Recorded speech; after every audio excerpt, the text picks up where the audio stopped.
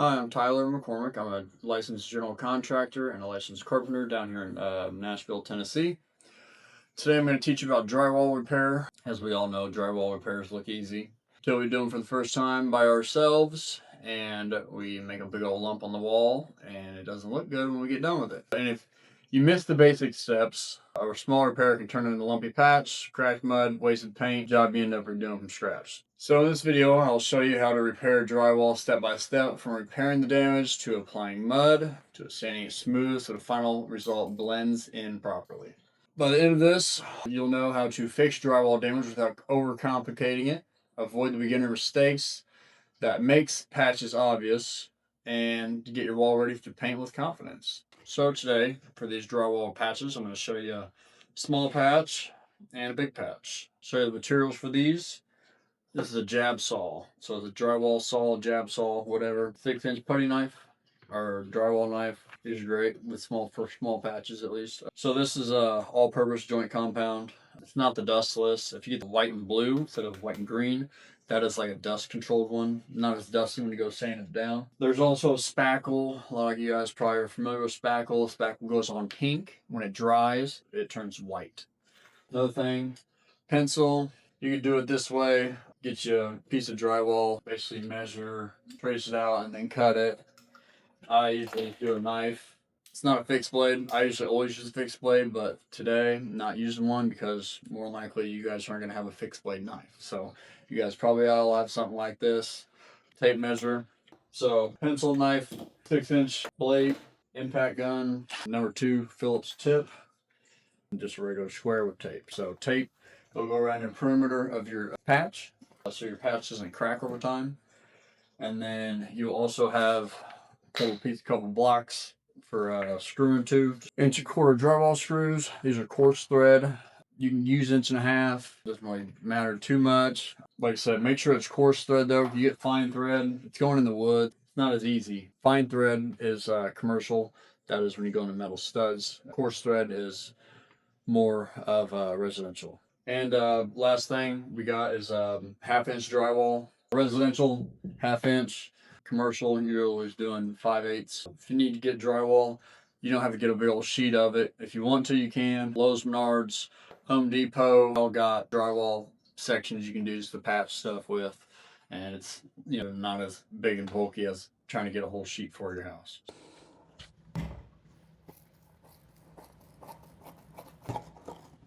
Good enough hole.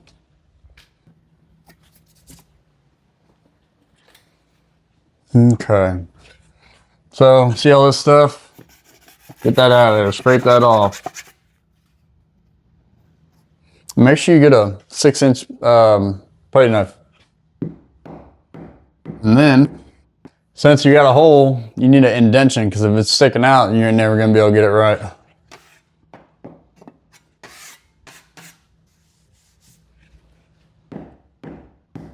I'd always just use the end of this. Obviously, that's why it's usually broke, but we're going to use some joint compound, all-purpose.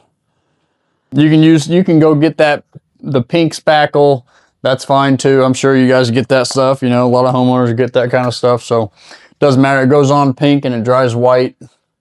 Kind of the same deal as this, except this is white. So you get your putty knife. Get a little bit on there. Make sure it looks creamy. Thin coat. That's all you want to do is a thin coat. Get it smeared in there good, just like that. Do a thin coat. All you're looking for is a thin coat. Then put it back in your tub. Then you wait. If it's a hole like that, I'd say wait 3 or 4 hours. It's just a sanding block, something like this. 200 grit, 150, don't really matter too much. Just a little tiny hole, and then just sand it down. You might have a little indentation right where that hole was. That's because it filled it with mud, and then when it dried, it actually shrunk. So that's why you'll have a little bit of a dip in there. So basically what you might have to do is come back and do one more layer of it. You don't want a mound of mud. Don't want that. So just make sure it's a nice thin layer. That's all you need. So now we're going to take the putty knife, make a straight line at the bottom, make a square box around the whole perimeter of that, so we can have something symmetrical mock up and fit back in there for the patch. So now we're going to take a jab saw, cut around the whole perimeter. I will also sometimes I'll take a knife, razor blade knife, cut halfway and then punch it through. But you guys, I'd probably just recommend just using a jab saw all the way. Make sure there ain't nothing else inside there. Also, just take a 2x4, put a screw at the bottom of your 2x4. That way you have something to grab onto whenever you put it in there. So I'll show you in a second. So yeah, just like that. Put a screw in there, fasten it in. Make sure that screw goes past the barrier of the drywall. Just do not let it break the paper. That is the key. Do not break the paper. So now that those screws are in, we'll take a piece of drywall and we will measure it up, cut it, and get it fit in there. Just remember, when we do this, leave it slightly less than your actual measurement. That way it's easy fit. You don't have to have it super tight in order for it to be good. So use your jab saw again to cut that side. Once that one side's cut, you could always take a knife and basically score the other side and it'll snap. So now just put a couple screws in your drywall, get it fastened in there. Use your tape. Put tape on both sides, and then I'll use take the middle one, I'll just fill it all the way in. That way it's kind of even all the way throughout. You don't always have to do that, but in this case, it's probably just going to be easier for me to fill it. So that's why I did that. So for your mud, just make sure it's mixed well. You don't want bubbles all over it, and it's just, you want it to be nice and creamy. Now we make sure we do a full layer. Just make sure it's not a thick layer. So, like I said, I just really hammer it in there, and then I make sure it gets in the tape, and then I will basically kind of fan it out around the perimeter. Just make sure thin layers are your best friend, I promise you. Everybody messes up whenever they're first trying to do this. They get big old thick globs and expect to sand it. They expect to sand down an entire hill, and it's not what's going to happen. So you'll regret it. I promise you will regret it if you do not do thin coats. So it takes patience.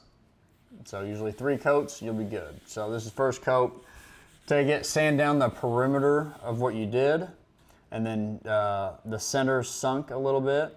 So you just need to do another coat, fill the holes back in, and kind of spread it out a little bit farther this time to make the transition better so you guys don't get a hill.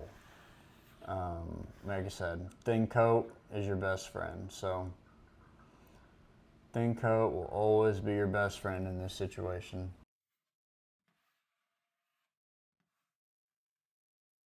Now we did the small patch and the bigger patch. You can do even bigger patches. Just your holes will be bigger. Obviously, you'll have to use more backing. That's the only other difference in a huge hole and a small hole and a very small hole. So if you like these videos, like and subscribe.